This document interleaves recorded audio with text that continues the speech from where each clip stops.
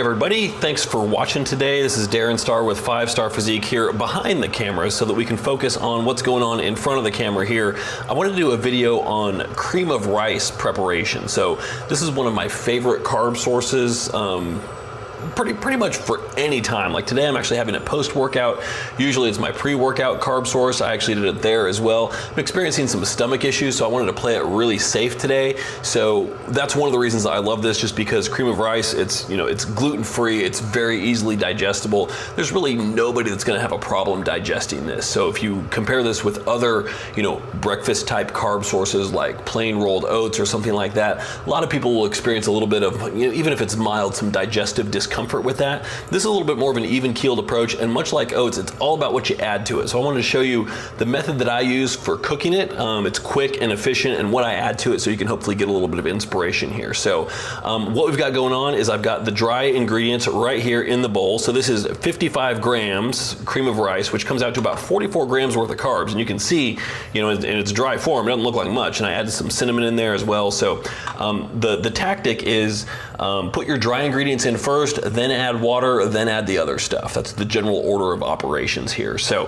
one other thing about this, just because I find it best to avoid using the microwave for this. Whenever I've tried it, I always just get a brick of this stuff coming out and it's just like completely inedible and awful. But if you just boil a little water, I've got the electric tea kettle going right here. It just clicked off, so it's ready to go.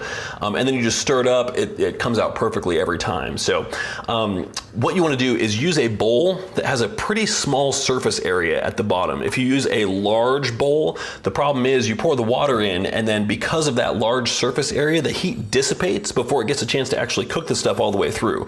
So if you use a smaller bowl, it contains the heat a little bit better and you get a more thorough cooking. So I've got 55 grams dry in here, and the ratio that you want to play around with as a starting point as far as water to dry is 3:1. So 55 grams, we multiply that by 3, it's about 165.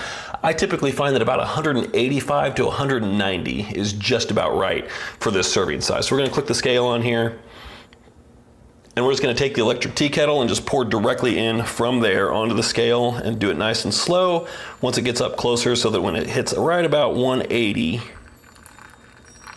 there we go, we got 188 in there. And then you just stir nice and slow, kind of move it around, push it around.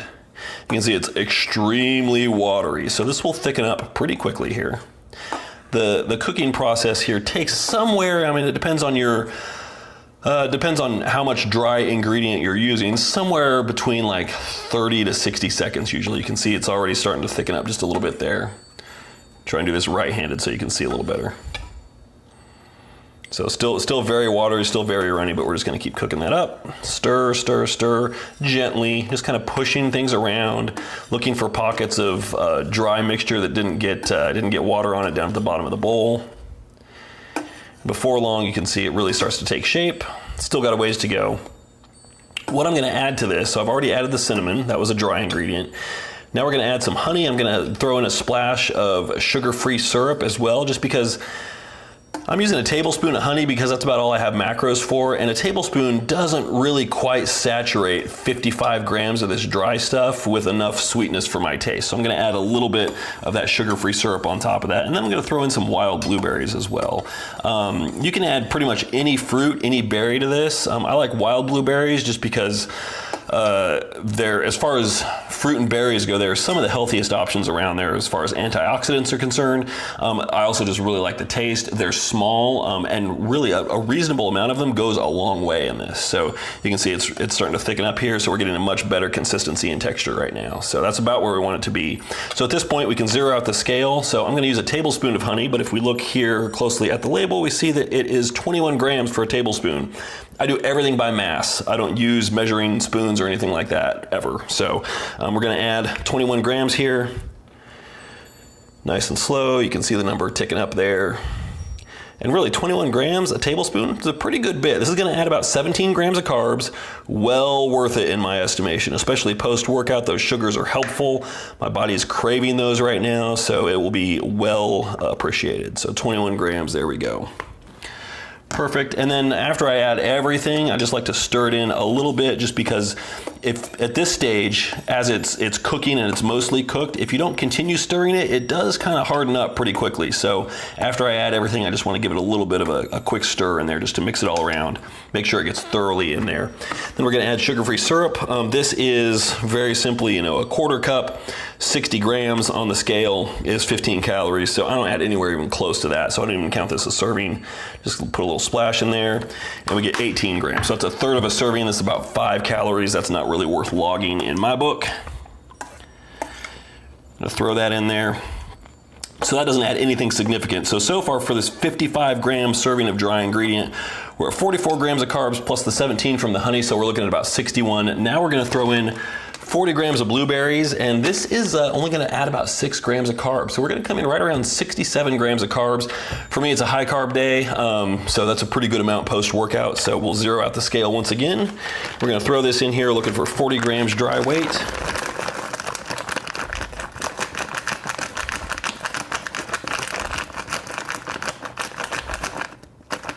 There you go. So you can see it's a pretty good amount, realistically. I mean, 40 grams of blueberries, that's about 6 grams of carbs. It goes a long way. So it's a good addition. It adds a really nice amount of sweetness, a little bit of a texture shift as well. Now these were frozen, and so what they're going to do is they're going to cool down this mixture a little bit. So you want to make sure you add those in last. And then what I do is I typically just kind of push them so that they're just barely at or under the surface, just to make sure that everything gets thawed out in there. And then typically at this point, if I'm having it with eggs or egg whites, I'll wrap up cooking those in a skillet, take everything over, and then usually within a minute or so, it's good to go, and it'll get a little bit firmer, a little bit thicker, and it's just a really good overall texture, a really good taste. It's a good mixture of sweetness. Some people describe this as being a little gritty or a little grainy. I don't find it to be that way at all. I find it to be pretty smooth, especially when you compare it to something like oats. If you've ever had grits, if you're in the South, it's nothing like that at all. So I am certainly not a grits connoisseur. I live in the South, but I'm not from here. So I can't stand grits. I love this stuff though. It's fantastic. So there you go. So remember that 3-to-1 ratio is a starting point. Use a small surface area for the bowl. Add your dry ingredients in first, then add the water, then add the extras. You should be good to go. So you can read more about this and other things. Just check out my website, 5starphysique.com. You can also check out my podcast at thedropset.com. You can subscribe via iTunes, Google Podcasts, Spotify, wherever you listen to podcasts. Thanks for watching.